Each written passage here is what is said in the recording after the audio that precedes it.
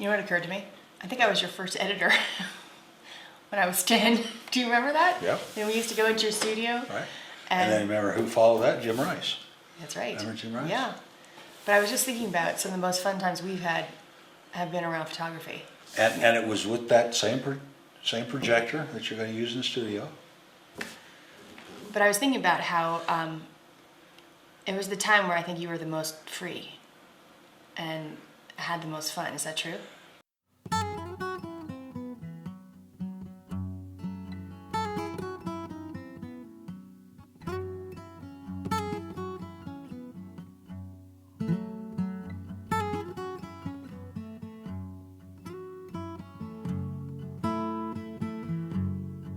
The Space Between follows the journey of my stepfather, Gunnar Plake, a 68-year-old artist living with ADHD.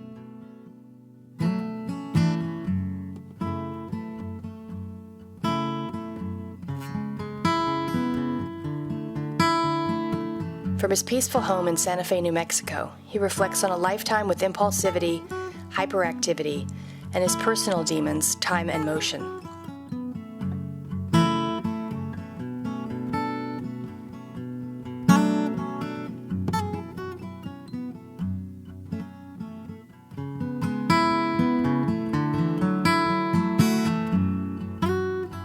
Standing behind his camera, Gunnar has found a place of solace, a place where he belongs.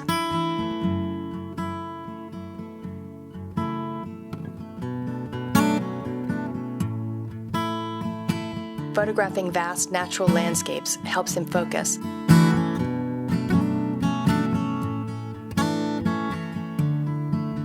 And the time spent in nature grounds him.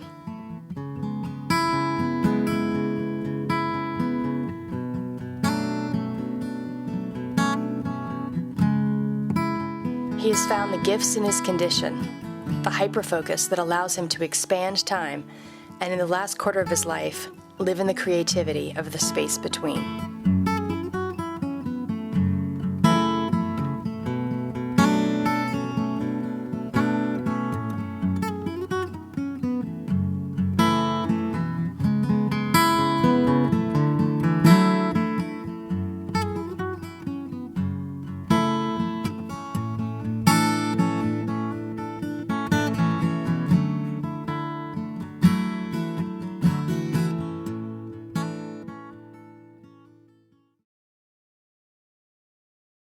The history of ADHD actually goes back quite a ways, starting back in the early 1900s when it was initially looked at as a defect in moral control.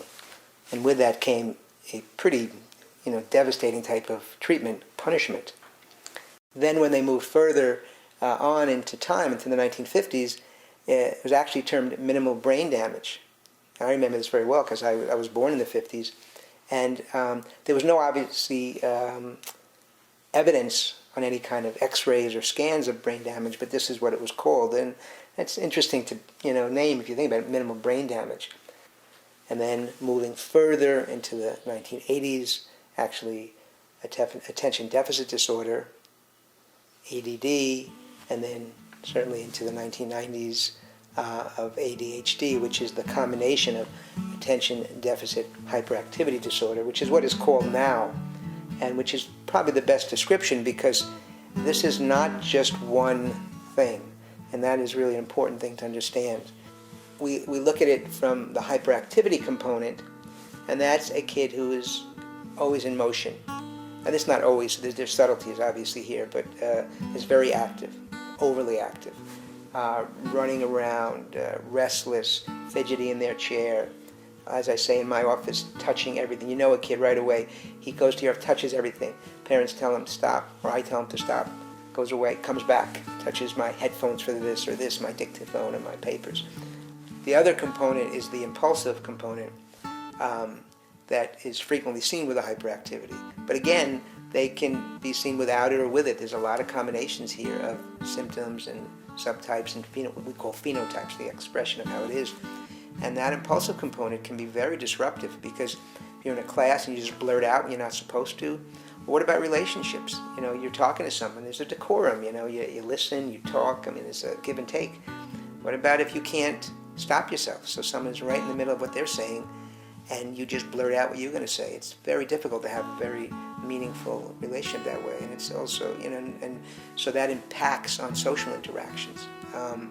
Then there's the inattentive symptoms, which can exist independent of the hyperactivity and the impulsiveness, or together. So you see, we're creating this whole field of kids in a sense with different arrays of symptoms and different magnitudes and different combinations.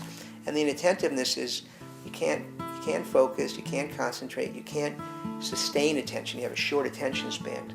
You're easily distractible, so you go from one thing to the next, which is difficult, obviously, in a learning situation where you have to focus on something.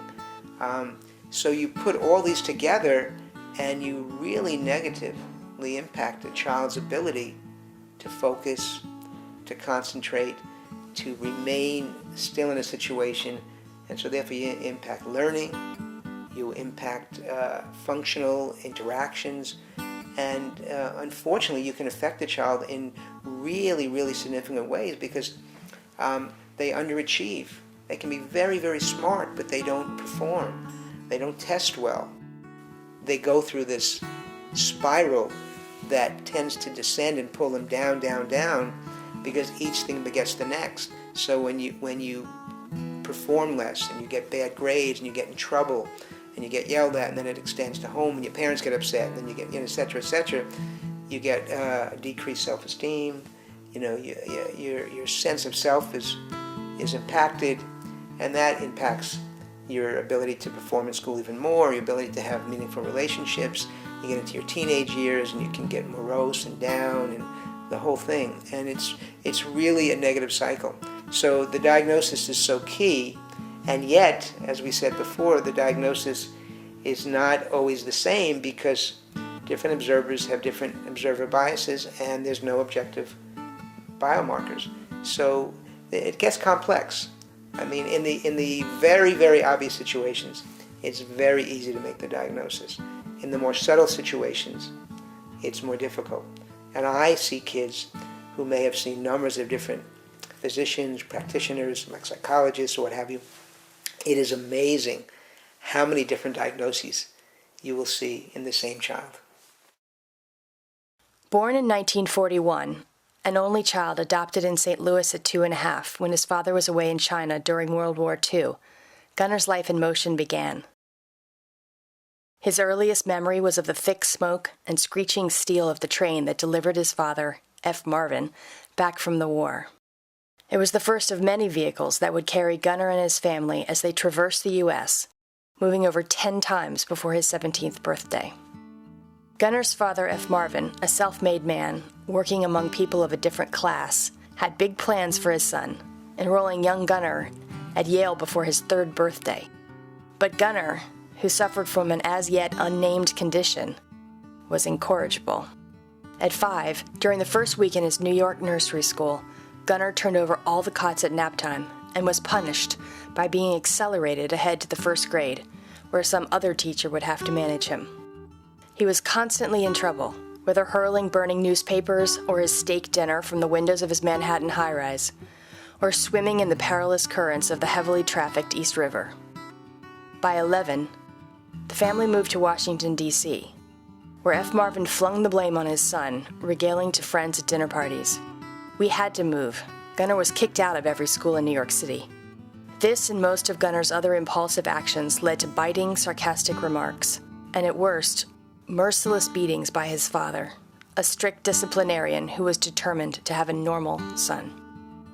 The following year, with his father again out of the country and his mother unable to handle him, Gunner was deposited with his grandmother, Granny, whom he refers to as the only person on earth I feared more than my father. And finally, at 14, the unmanageable son was shipped off to Missouri Military Academy, where he spent much of the next 3 years in detention. Once sprung from under F. Marvin's thumb, the impulsivity continued. Motorcycle and car crashes, months spent in hospitals, and even a mutiny on a sailboat off the African coast. But those chaotic actions were just an outward expression of what it must have been like to live inside Gunner's body. When talking to him, Gunner's eyes dart around the room. His hands ring together and wash frequently over his frustrated face.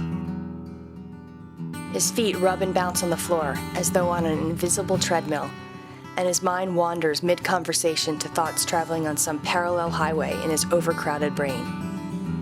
This is Gunner's life with ADHD, a life in motion.